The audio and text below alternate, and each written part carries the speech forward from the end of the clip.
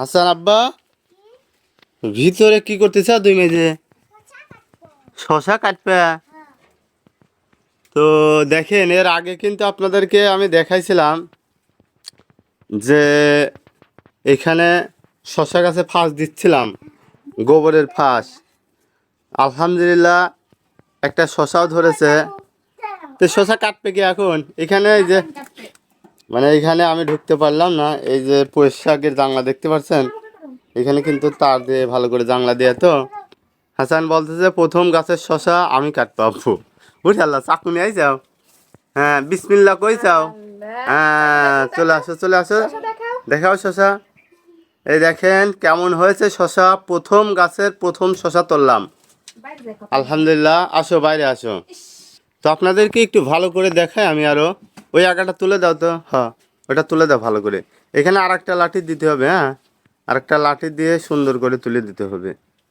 এই দেখেন, এই দেখেন এর আগের ভিডিওতে কিন্তু আপনাদেরকে ভালো করে শশা ক্যামেরায় দেখাতে পারে নাই, মানে তখন ছোট ছিল। এই যে দেখেন অনেকগুলা জালি আসছে কিন্তু, এই যে দেখেন জালি আসছে। আর গাছগুলাও আলহামদুলিল্লাহ অনেক ফাঁস দেওয়ার ফলে অনেক ভালো হয়েছে দেখতে পারতেছি। তো এই যে মোটামুটি কিন্তু গাছ এদিকে চলে আসছে, শশা গাছ। এই দেখেন এই সবগুলা মনে হয় 4-5টা একবারে তোলা যাবে, তাই না? ওইখানেও আছে আবার। ওইখানে 3টা আছে, এইখানে তো 2-3-4টা আছে। তো সবাই দোয়া করবেন আল্লাহ পাক যেন ভালো ফলন দেন, টুকটাক যেন আমরা খেতে পারি।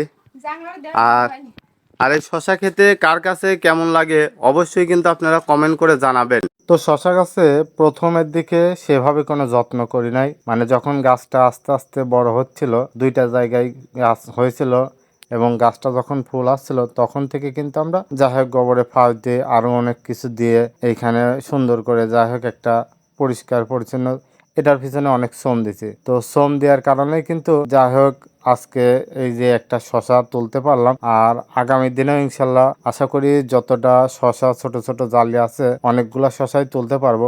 তো শশা এমন একটা ফল যেটা কাঁচাও খাওয়া যায়, আবার শশা কিন্তু রান্না করে খেলেও অনেক ভালো লাগে। এই দেখেন এখানেও কিন্তু আরো একটা শশা ধরেছে, এগুলা যাই হোক 2-3 সপ্তাহের মধ্যে 1 সপ্তাহের মধ্যেই আমি আবারও কাটতে পারবো। আর এই শশাটা এখন কেটে খাবো।